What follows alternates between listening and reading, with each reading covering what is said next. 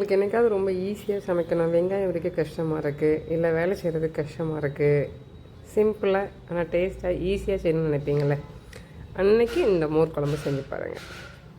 ரொம்ப சிம்பிள். நான் உண்மையிலே நீங்கள் நினைக்கிற மாதிரி சிம்பிளாக இருக்குது அதனால் டேஸ்ட்டாக இருக்காதுன்னு நினைக்காதீங்க, நல்லாவே இருக்கும். எப்படி செய்கிறது பார்க்கலாமா?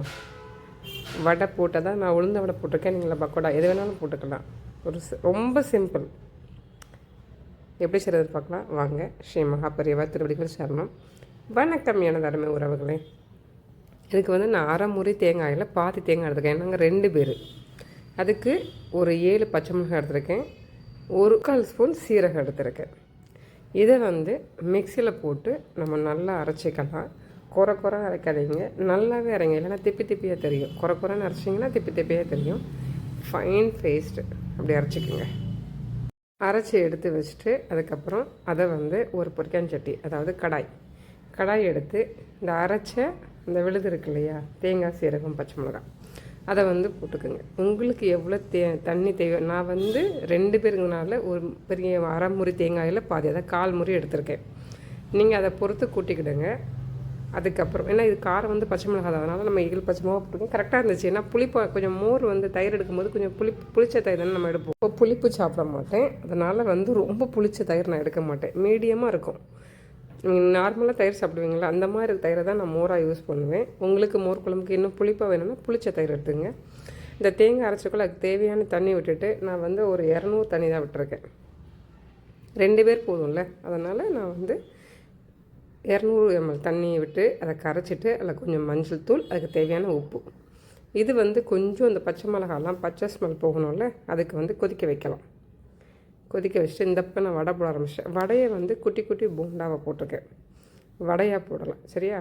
உங்களுக்கு எப்படி தேவையோ அப்படி நீங்கள் போட்டுக்கோங்க. எனக்கு பெருசாக இருந்தால் அது அந்த வடையில் இந்த காரம் உப்பு புளிப்பு இதெல்லாம் அப்சர்வ் ஆகணும் இல்லையா, அதனால் நான் குட்டி குட்டியாக போட்டிருக்கேன். இந்த பக்கம் நம்ம தேங்காய் அரைச்சி விட்டோம்ல, அது ஒரு 7லேருந்து 10 நிமிஷம் கொதிக்க ஆரம்பிச்சதுக்கப்புறம் கொஞ்சம் சிம்மில் போட்டு கொதிக்க வைங்க. இப்போ இது கிட்டத்தட்ட 150 ml கம்மியாகிடுச்சு. ரொம்ப சிம்பிளான இதாக. இப்போ இந்த வடையை பொரித்து ஒரு 2 நிமிஷம் ஆறினது, சூடு ஆறின உடனே அதை எடுத்து இந்த இதில் போட்டுற வேண்டியதான், இந்த மோர் குழம்புக்குள்ளே. வடை பொன்னிறமாக பொரிஞ்சிருச்சா, இப்போ நம்ம அதை எடுத்து வச்சுட்டு இந்த தயிரை வேறு தனியாக அடிச்சிக்கோங்க. ஏற்கனவே நம்ம 200 ml தண்ணி ஊற்றிருக்கோம். தயிரை நான் தண்ணி ஊற்றாமல் தான் அடிக்கிறேன். இது ஒரு 200 ml நம்ம தயிர் எடுத்துக்குவோம். ஏற்கனவே அது வற்றி 150 mlலேருந்து 100 ml ஆகிருக்கும், ரொம்ப கெட்டியாகிருக்கும். இப்போ இந்த 200 ml தயிரை நம்ம என்ன பண்ணுறோம், மிக்சியில் போட்டு அரைச்சி வச்சுக்கிறோம். இப்போ நான் அந்த இது பாருங்கள், நல்லா கெட்டியாக நம்ம கெட்டி சட்னி வரலாம், அந்த மாதிரி வந்துருச்சு. இப்போ நான் கொத்தமல்லி போட்டு ஆஃப் பண்ணிவிட்டு வச்சாச்சு. ஸ்டவ்வை ஆஃப் பண்ணியாச்சு. இப்போ தயிரை நம்ம அடித்து வச்சாச்சு. உளுந்த வடையை நம்ம எடுத்து வச்சாச்சு. உளுந்து போண்டா அன்னையோடையும் போடலாம், நான் கொஞ்சம் டிஷ்யூ பேப்பர்லாம் வச்சு வடிச்சிக்கிறேன். அதுக்கப்புறம் இந்த உளுந்து போண்டாவை அதில் போட்டாச்சு. அது ஊறிட்டு இருக்கா, ஒரு செகண்ட் அப்படி கிளறி விடுங்க. இப்படி கிளறி விட்டதுக்கப்புறம் அப்படியே விட்டுருங்க. அப்புறம் ரொம்ப நீங்கள் கிளறினீங்கன்னா அது உடைய ஆரம்பிச்சிடும். ஏன்னா உடனே நம்ம போடுவோம்ல, உளுந்து போண்டா ரொம்ப சாஃப்டாக இருக்கும் ஊறி.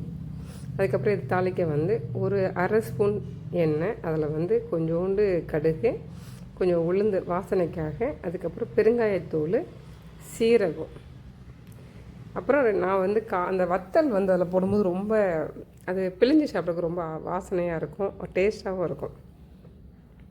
அதனால் ஒரு 3 வத்தலை கிள்ளி போட்டிருக்கேன்.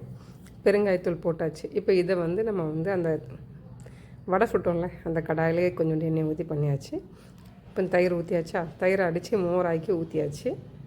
இப்போ நம்ம இது கொஞ்சம் அப்படி கிளறிட்டு, சில பேர் இப்போ நான் மோரை நான் சூடு பண்ணாமல் சாப்பிடக்கூடாது, அதனால் நான் கடாயை திருப்பி என்ன பண்ணேன், உங்களுக்கு காமிச்சதுக்கப்புறம் லைட்டாக சூடு பண்ணிக்கிட்டேன். ஏன்னா எங்கள் வீட்டில் சூடு பண்ணாத எந்த பொருளும் அவங்க கொடுக்கக்கூடாது, அதனால் சூடு பண்ணிட்டேன். உங்களுக்கு வேணும் அப்படின்னா நீங்கள் இப்படி தான், இதான் ப்ராப்பர் மோர் குழம்பு மெத்தட்.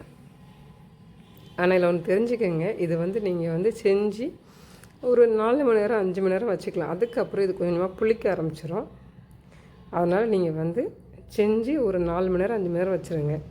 ஒருவேளை உங்களுக்கு புளிக்காமல் இருக்கணும் அப்படின்னு நீங்கள் ஆசைப்பட்டீங்கன்னா, புளிக்காத தயிர் இருக்குல்ல, அதில் செஞ்சு வச்சிங்கன்னா ஒரு 6 மணி நேரம் 7 மணி நேரம் தாக்கு பிடிக்கும். நைட்டுக்குள்ளே கொஞ்சம் புளிப்பு ஏற தான் செய்யும். இதுதான் நம்மளோட மோர் குழம்பு. உளுந்த வடை எப்படி சாஃப்டாக இருக்குது பார்த்தீங்களா? இதுதான் இன்றைக்கி நம்ம வீட்டு சாப்பாடு. அதுதான் செஞ்சோம், உங்களுக்கு காமிச்சாச்சு. நீங்களே செஞ்சு பாருங்கள். ஸ்ரீ மகாபெரி